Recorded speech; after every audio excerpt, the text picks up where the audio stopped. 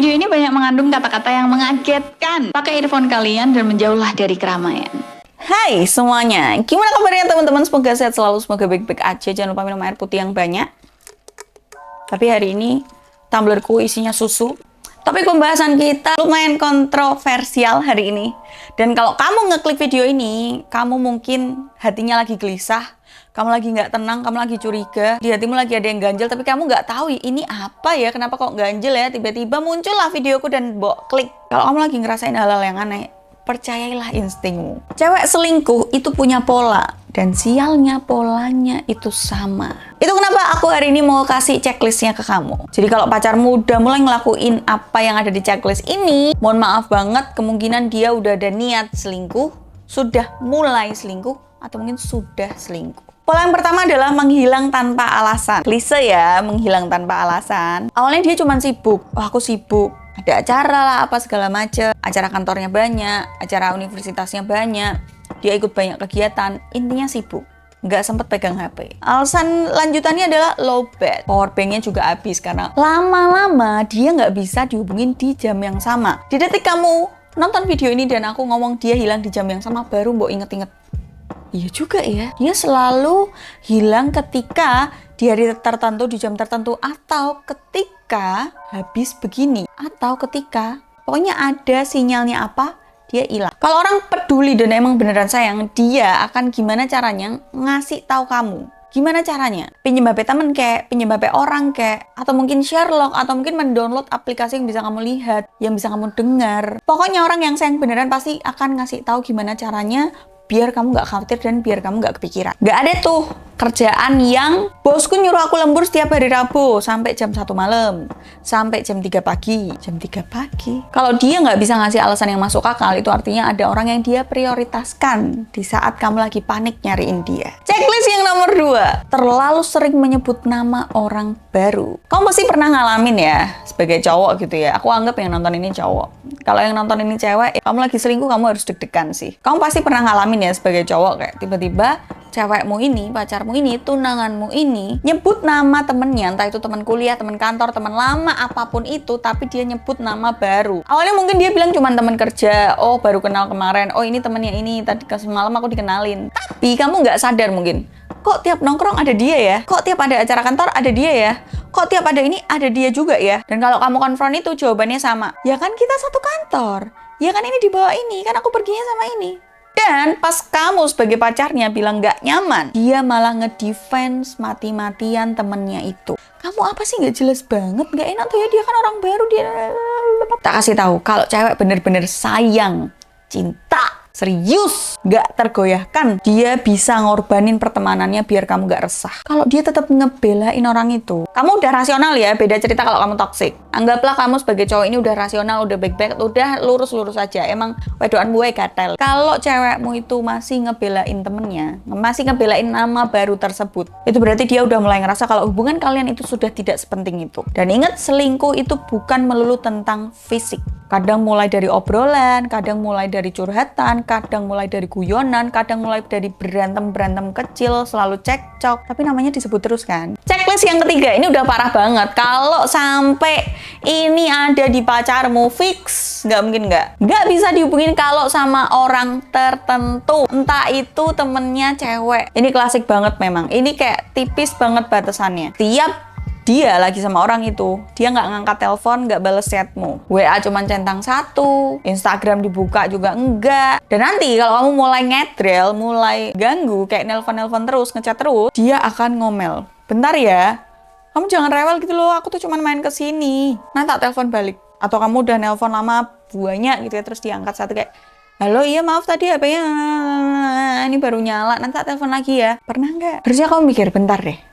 Dia kan cuma teman. Kenapa harus berlebihan seperti ini? Mungkin kalau sekali tempo karena temennya lagi curhat tentang masalah pribadi atau keluarga gitu ya. Oke lah, cuma sekali. Tapi kalau selalu terus-terusan. Kalau cewek muda kayak gitu, kamu jangan mau dibodohi sama kelakuannya. Jangan mau dibodohin sama kalimat manis. Karena apa? Karena itu cara dia buat nutupin rasa bersalahnya. Lanjut. Nah, ini udah tanda-tanda banget kalau ini ada di cewekmu. Waduh, perlu dipertanyakan. pakai banget. Mulai pakai barang pribadi cowok lain. Barang pribadi. Barang pribadi apa Mbak? Cawet bukan, blok. Barang pribadi. Coba inget-inget dulu sambil tak jelasin ya. Kamu lihat dia pakai hoodie. Hoodie temennya. Kenapa harus dipakai hoodie itu? Kenapa? Cewekmu pakai baju nggak bener nerawang kena air atau gimana? Cewekmu lagi mens, tembus, dipinjemin hoodie sama cowok lain, terus dipakai seharian. Bukannya pulang izin dulu ganti atau gimana, terus itunya dicuci. Mudah nggak maksudku? Nyaman dipinjemin hoodie? Atau pas kamu lagi nyamperin cewekmu tiba-tiba, oh aku pulang sendiri, aku bawa mobilnya temanku. Mobilnya temenmu bawa kok bisa? Sekali oke lah, mungkin ada case tertentu yang emang dia harus bawa mobilnya. Tapi kalau sering, hati-hati teman. Percayalah, nggak ada cewek yang sudah berpasangan, yang benar, yang lurus-lurus aja, tiba-tiba pakai barang pribadi cowok lain.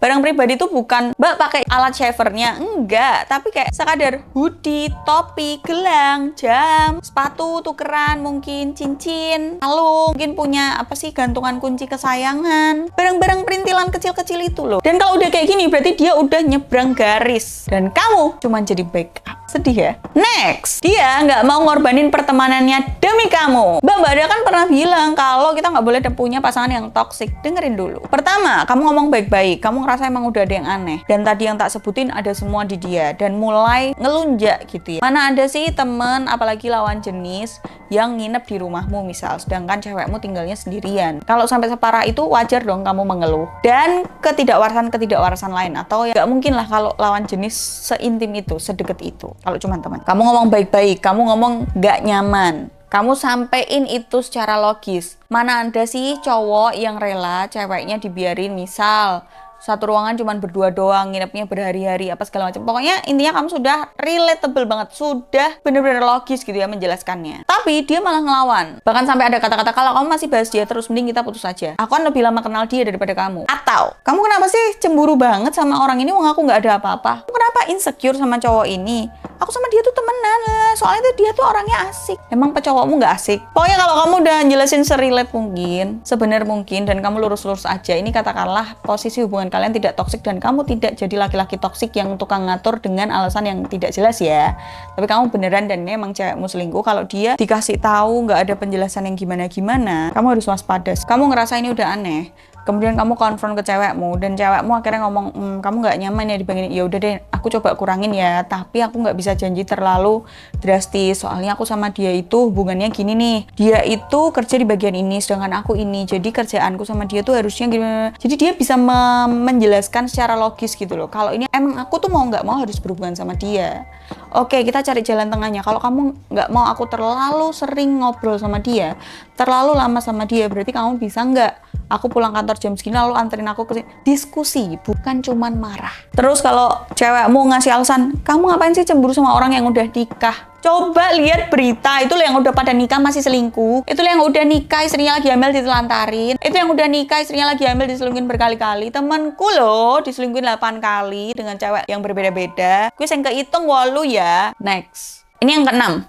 Mulai banyak bohong. Ya ini nggak perlu dijelasin panjang lebar ya, namanya bohong. Kalau kamu udah mulai dapat versi cerita yang beda-beda, jam pulangnya nggak jelas, atau alasan kecilnya mulai nggak masuk akal, alasan HP-nya mati nggak masuk akal, alasan dia nggak bisa dihubungin nggak masuk akal, alasan kalian komunikasinya nggak lancar karena dia terlalu sibuk dan lain-lain, nggak masuk akal. Itu namanya pola kebohongan. Itu bukan lupa, itu namanya pola kebohongan. Dia sering lupa, kayak misalnya, aku nggak ngabarin kamu, oh iya lupa soalnya aku terlalu hektik. Itu bukan lupa, itu adalah pola kebohongan. Jangan pura-pura nggak tahu, kamu pasti ngerasa kalau kamu lagi dibohongin. Dan iya, emang kamu lagi dibohongin. Dan kalau kamu udah bisa tahu dia bohong sekali, ingat, itu bukan pertama kalinya. Tapi apa? Tapi emang itu pertama kalinya kamu sadar. Lanjut yang nomor 7. Perubahan sikap dan keintiman kalian. Dulu dia perhatian, sekarang cuek. Dulu dia sering tiba-tiba datang ke depan rumahmu, datang ke depan kantormu, atau datang ke depan kelas, datang ke depan kampus. Tiba-tiba tanpa kabar dengan bawa makanan, bekal, atau apapun itu.